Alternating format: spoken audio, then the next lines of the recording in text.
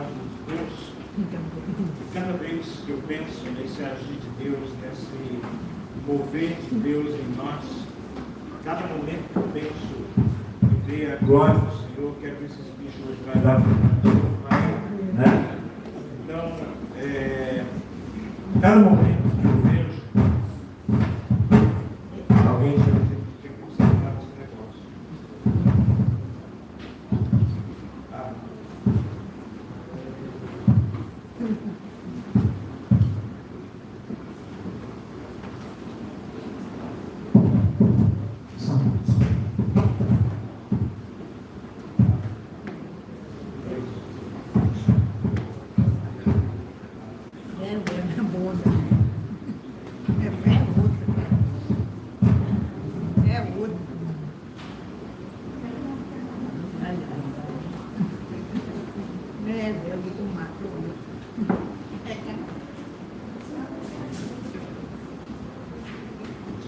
Compre um novo som, né? E que eu compre um novo microfone. Não, daqui até o final do ano, quem sabe.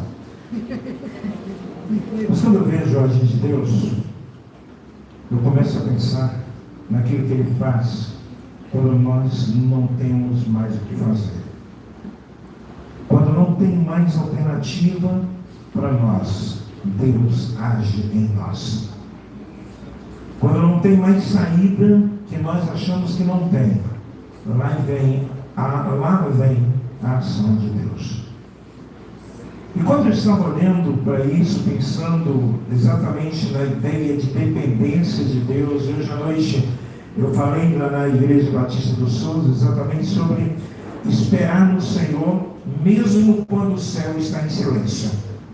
Esse foi o tema da mensagem que eu preguei ali no Souza. Esperar no Senhor, mesmo quando o céu está em silêncio. E eu queria, hoje à noite, pensar com vocês sobre a celebração da ceia. A celebração da ceia, ela deve ser muito importante para você, para mim, para nós, para a igreja. Jesus, ele ordenou aos seus discípulos que celebrassem sempre.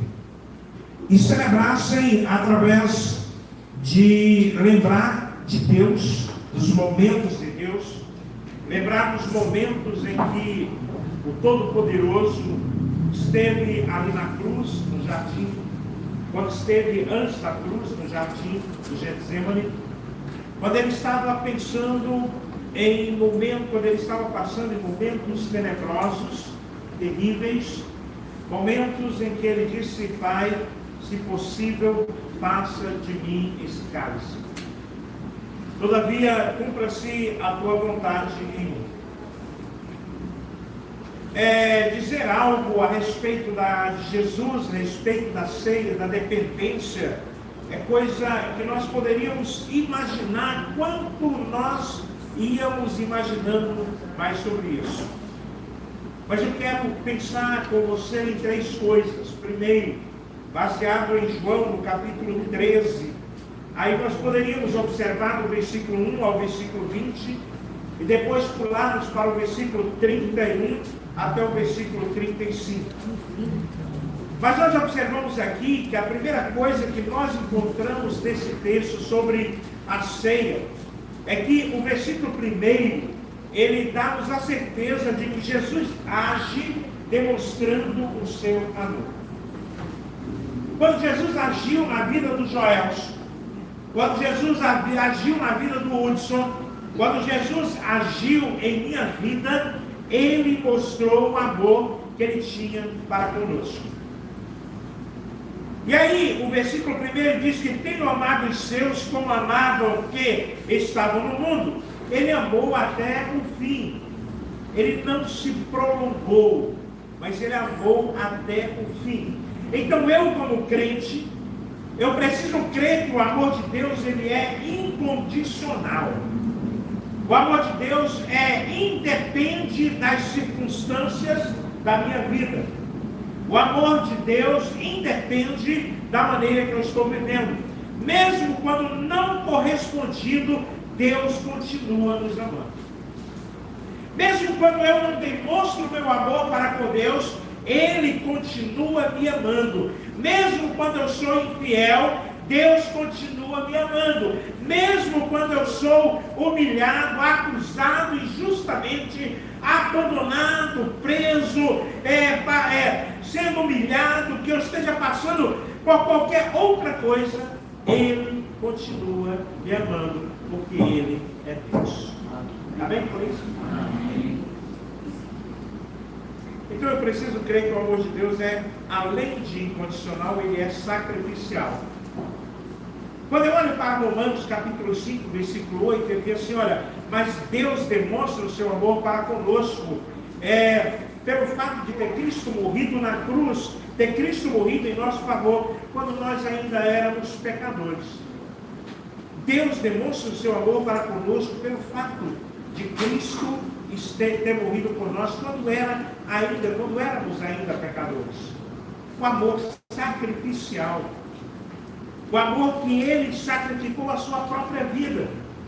O amor em que Ele levou, em que Ele não mediu distância, porque Ele estava me amando de tal maneira, como diz João capítulo 3, versículo 16, porque Deus amou o mundo de tal maneira, Ele me amou de tal maneira, que Ele deu a sua vida no momento em que estava ali, no momento sacrificial. Ele me amou de tal maneira, que Ele deu amor proposital para com a minha vida. E esse amor proposital, esse amor incondicional, esse amor sacrificial, é tão somente um amor para que eu não vá para o inferno, mas para que eu tenha vida e vida em abundância.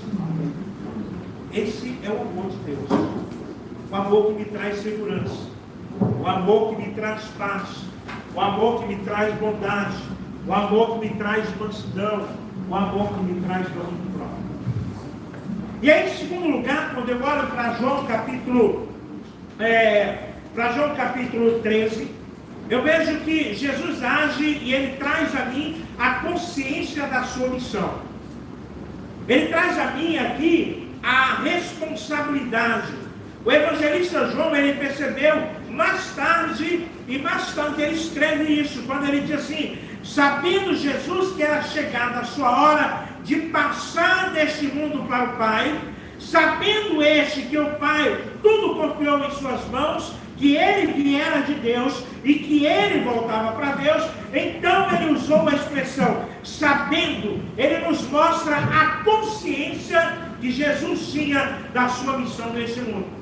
Ele mostra-nos a consciência da missão que ele tinha. Ele veio para que eu tivesse vida. Ele veio para morrer em meu lugar. Ele veio para que mesmo o ladrão tomando a minha moto, eu saiba que ele é Deus. Ele veio para que mesmo alguém estando destruindo a minha vida, acusando-me de todas as coisas, Ele é Deus. E Ele veio para me dar abundância de vida, vida e paz perene.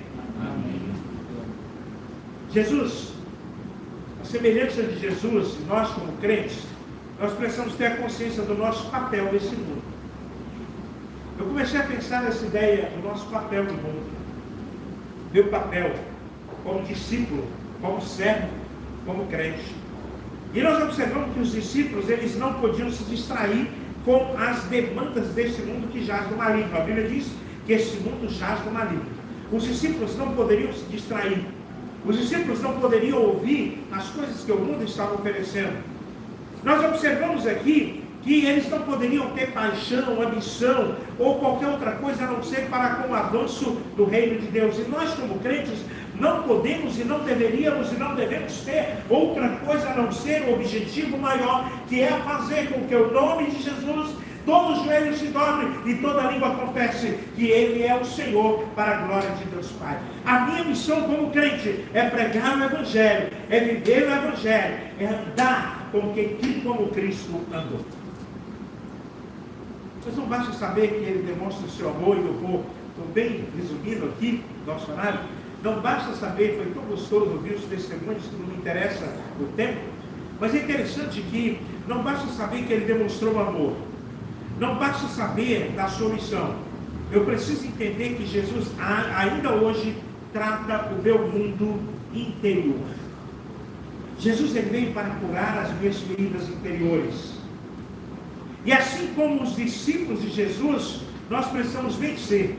E a primeira coisa que nós precisamos vencer é o egoísmo. Nós precisamos aprender a servir. O texto de João, capítulo 13, mostra Jesus lavando o pé dos discípulos. Jesus lava-lhes os pés como exemplo daquilo que eles deveriam fazer uns aos outros. E Jesus está dizendo, olha, isso é tão somente o dever de cada um. Amai-vos uns aos outros no amor do Senhor. Então eu preciso entender que eu tenho que vencer o egoísmo que está dentro de mim. Lá no Congresso dos Homens, cada homem teve a oportunidade de falar, cada homem teve a oportunidade de trazer para si aquilo que Deus estava querendo na sua própria vida. E uma das coisas que nós precisamos abrir mão é o nosso egoísmo, é o nosso egocentrismo, é todos os nossos ismos, para que o nome do Senhor seja engrandecido. Então os discípulos precisavam vencer, além do egoísmo, eles precisavam vencer a hipocrisia. Nós, como crentes no mundo atual, além do egoísmo, nós precisamos vencer a hipocrisia. Perceba bem, eu escrevi, ninguém se levantou para servir quando Jesus se levanta. Aí quando Jesus se levanta, Pedro quer impedi-lo. E Pedro, naquele momento ali, Pedro vai dizer, não, Senhor, eu sou indigno de ser servido. Havia ali uma falsa espiritualidade que mais tarde seria revelada. É interessante que no nível mais profundo de Jesus, Jesus ele denuncia a hipocrisia de Judas. O versículo 21, o versículo 30 diz que aquele que come do pão levantou-se contra mim o seu calcanhar. Na versão de hoje, é interessante observar, precisamos vencer a hipocrisia. Nós celebraremos a ceia daqui a alguns minutos e precisamos vencer a hipocrisia que tão de perto nos odeia como crente. Os discípulos venceram o egoísmo, nós precisamos vencer. Os discípulos venceram a hipocrisia, nós como crentes precisamos exterminá-la das nossas vidas. Mas também os discípulos precisavam vencer a autossuficiência, a arrogância, a soberba. O verso 36 diz que quando Pedro diz assim, por ti darei a própria vida, Pedro vai chegar ali e ele vai dizer, eu sou o melhor de todos, eu darei a minha vida por ti, eu deixar alguém te matar, jamais. Pedro, ele se acha autossuficiente. A arrogância de Pedro era tamanha, a soberba de Pedro era tamanha. E aí, logo que ele diz, por ti darei a minha vida, Jesus responde, para trás de mim, Satanás. Jesus prediz a negação de Pedro quando disse, Pedro, antes que o galo cante, 3 vezes tu me negarás. Antes que o galo cante, 3 vezes tu deixarás de ser ido. Antes que o galo cante, tu vais dizer, não conheço.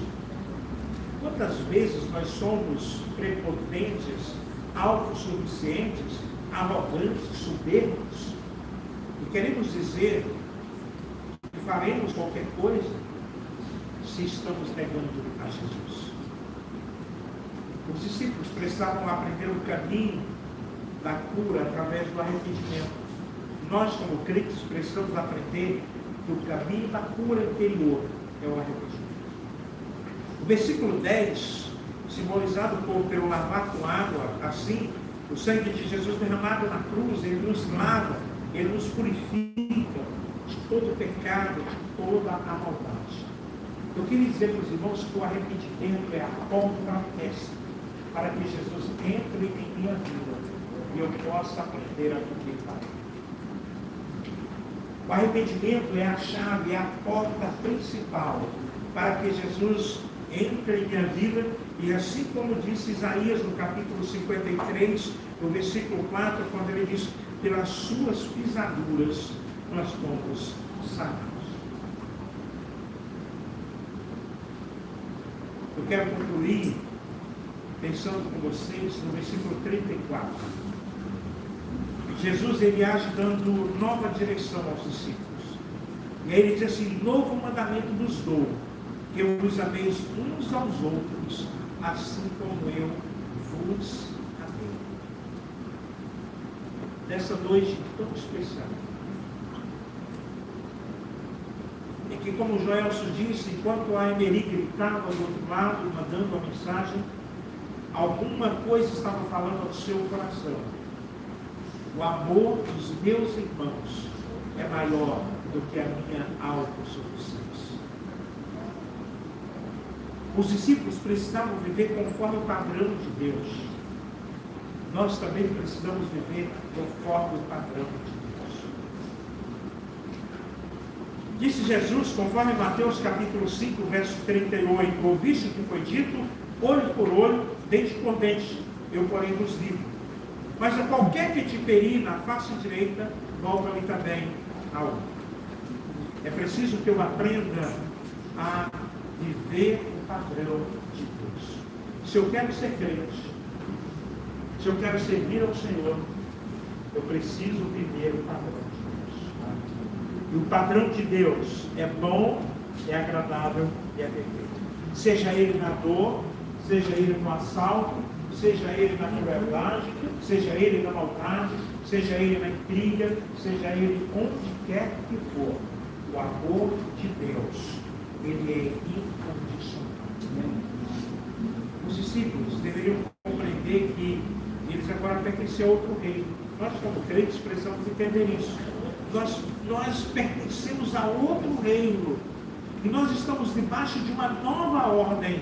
E a nova ordem é de Jesus, quando ele diz que o amor excede todas as coisas. E que ele nos amou de tal maneira que no caminho do Gólgota, ele levou os nossos pecados sobre eles. Que lá no Gólgota, ele derramou o seu sangue para que nós tivéssemos vida plena, vida completa, vida com Deus. Portanto, nessa noite, eu quero que nós pensemos o grande amor de Deus sendo derramado por nós. Enquanto nós cantávamos a música, ó, o grande amor de Deus deixou as 99 só para me buscar, eu comecei a imaginar uma infinidade de pessoas que eu gostaria de ter comigo e que eu gostaria de buscar. E eu tenho buscado de uma maneira bem direta através da oração. É preciso que nós entendamos que a nova ordem de Deus com amor começa na minha vida, com a perspectiva de viver a nova vida de Cristo em mim. E quando eu estou vivendo a nova vida de Cristo em mim, eu desaprendo dos maus hábitos para aprender os novos hábitos. Jesus Cristo é a razão do meu viver. Portanto, Deus amados, nessa noite de ceia, nessa noite de testemunho, nessa noite que nós cantamos, nessa noite que nós louvamos, nessa noite que nós glorificamos, nada melhor do que dizer, perdoa, porque eu quero viver uma nova vida, um novo aspecto, um novo ser.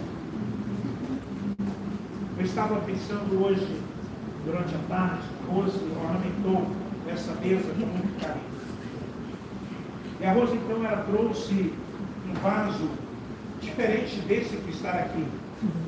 E ela ornamentou a mesa com muito carinho, com muita dedicação, e eu comecei a observar enquanto ela estava fazendo.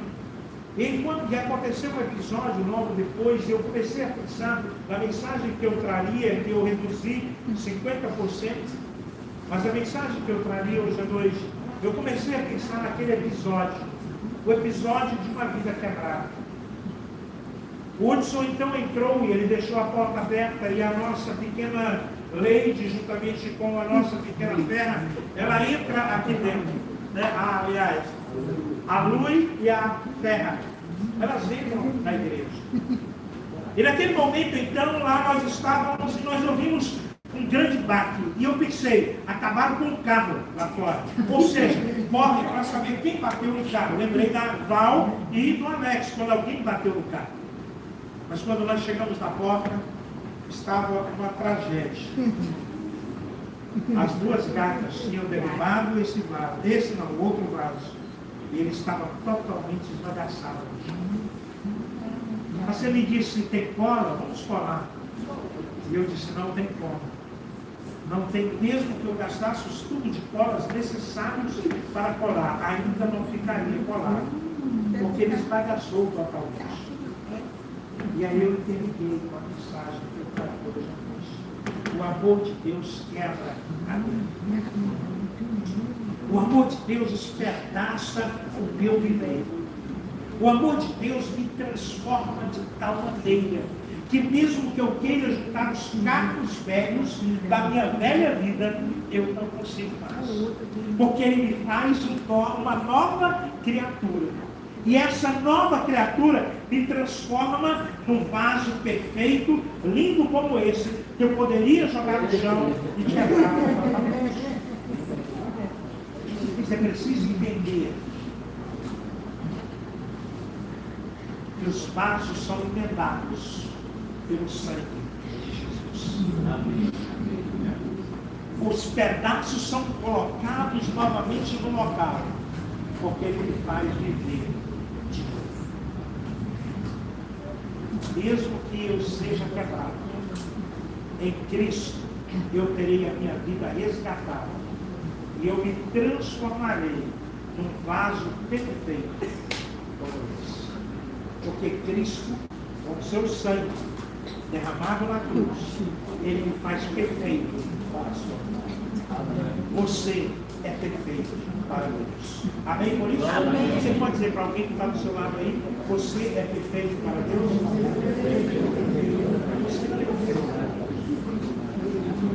Mesmo que você seja bem feliz, você é perfeito. O vaso não continua quebrado, porque Jesus Cristo me fez novo coração.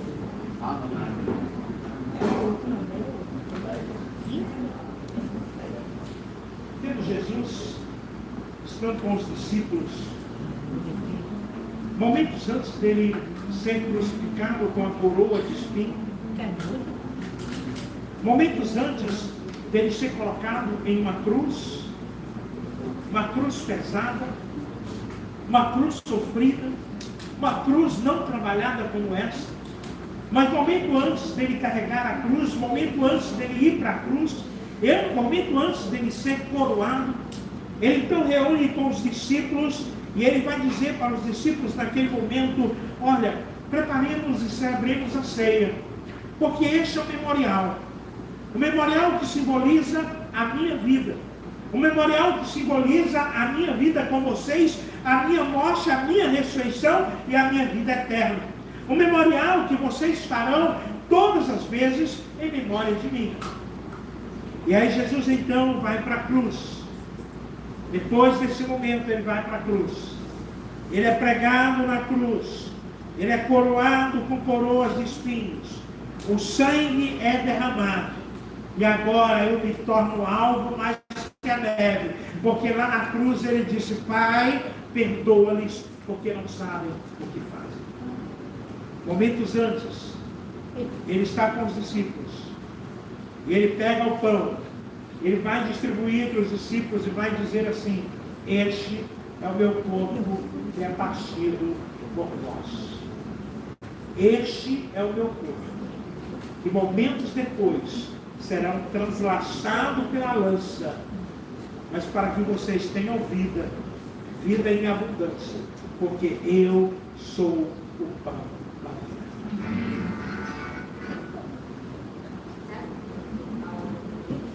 Ele tomou o cálice da nova aliança. E ele disse assim: olha, este é o cálice da nova aliança do meu sangue. Meu sangue será derramado. Vocês serão purificados.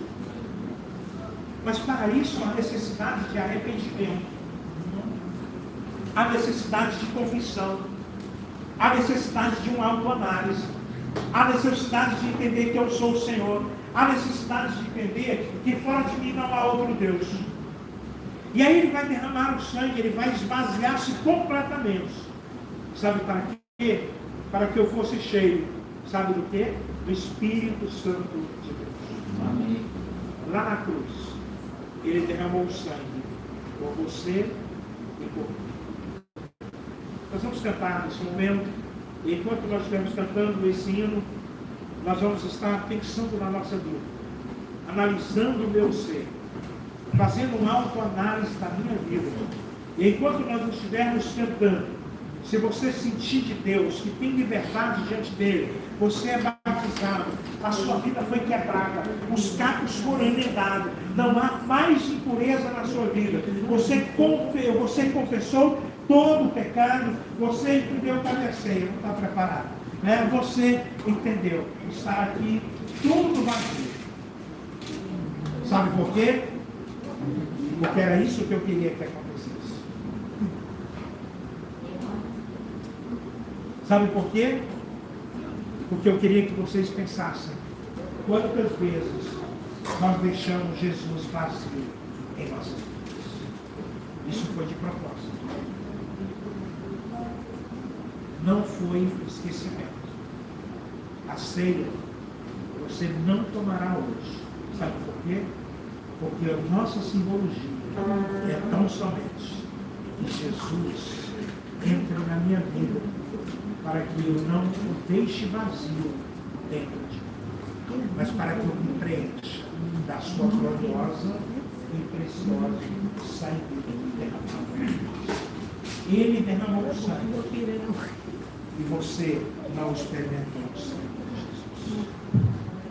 Ele partiu o corpo e deu para nós, mas nós não experimentamos porque não fizemos dele caso algum.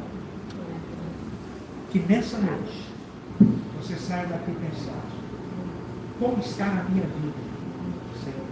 Vamos cantar?